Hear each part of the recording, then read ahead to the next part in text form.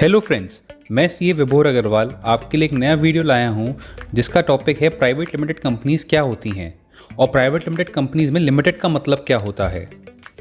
Friends, हमें समझना पड़ेगा पहले कि हम किस किस फॉर्मेट में बिजनेस चालू कर सकते हैं।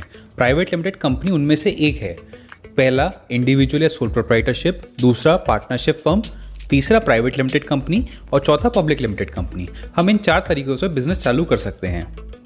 पहले मैं आपको बताना चाहूँगा कि इंडिविजुअल जो होता है, इंडिविजुअल या सोल प्रोप्राइटरशिप फॉर्मेट में अगर आप बिज़नेस चालू करते हैं तो उसमें आपको पैन की रिक्वायरमेंट नहीं होती है। जो इंडिविजुअल का पैन होता है वही पैन काम कर जाता है। आप अपने नाम से बिज़नेस चालू कर सकते हैं और इसमें फॉर्मेलिटीज़ भी बहुत कम होती हैं। इसमें जो आप इनकम टैक्स रिटर्न भरते हैं वो इंडिविजुअल और बिज़नेस का एक ही होता है। फिर दूसरा फॉर्मेट होता है पार्टनरशिप फर्म। इसके अंदर अलग पैन की रिक्वायरमेंट होती है। इसके अंदर फॉर्मेलिटीज़ जो होती हैं वो ज़्यादा होती हैं इन कंपैरिजन टू इंडिविजुअल, और इसके अंदर मिनिमम 2 लोग रिक्वायर्ड होते हैं। इसके अंदर सपोज कीजिए अगर 2 लोगों की पार्टनरशिप फर्म है और दोनों का शेयर 60-40% है, तो इस केस में अगर बैंक से लोन लिया जाता है तो बैंक की जो लायबिलिटी होती है या बैंक की तरफ जो लायबिलिटी है पार्टनर्स की, वो liability to the extent of personal property तक एक्सटेंड हो जाती है। मतलब कहने का तात्पर्य ये है, अगर मैं बैंक से 50 लाख का लोन लेता हूँ तो मेरी जो लायबिलिटी है एज अ पार्टनर उस पार्टनरशिप फर्म में to the extent of personal property भी अटैच की जा सकती है। मेरी जितनी पर्सनल प्रॉपर्टी है उसको उसको बेच के लोन रीपे करना पड़ सकता है। फिर तीसरा ऑप्शन होता है प्राइवेट लिमिटेड कंपनी।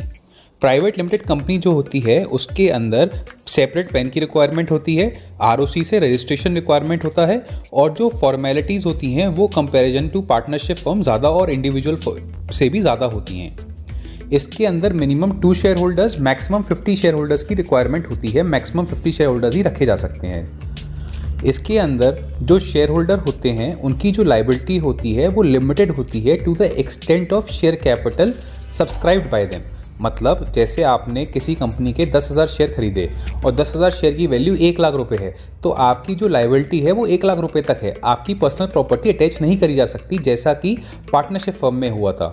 इसके अंदर अगर बैंक अपना लोन रिकवर नहीं कर पाती है तो बैंक को लोन राइट ऑफ करना पड़ेगा। फिर चौथा ऑप्शन है पब्लिक लिमिटेड कंपनी का। पब्लिक लिमिटेड कंपनी जो होती है वो बिल्कुल प्राइवेट लिमिटेड कंपनी की तरह होती है, और प्राइवेट लिमिटेड कंपनी की तरह उसके अंदर सारी फॉर्मेलिटीज सेम है। इसके अंदर अगर बस 50 से शेयर होल्डर जिस कंपनी के ज़्यादा होते हैं उसको प्राइवेट लिमिटेड की जगह पब्लिक लिमिटेड कंपनी ही बनानी पड़ती है। मैं उम्मीद करता हूँ आपको ये वीडियो समझ में आया होगा। आपको प्राइवेट लिमिटेड कंपनी में लिमिटेड का मतलब भी समझ में आया होगा, प्राइवेट लिमिटेड कंपनी होती क्या है वो भी समझ में आया होगा। आपको अगर ये वीडियो पसंद आया तो इसे लाइक कीजिए, इस वीडियो को शेयर कीजिए और इस चैनल को सब्सक्राइब कीजिए। फिर आपसे मिलते हैं नई वीडियो में। जब तक के लिए bye. Thank you so much for watching.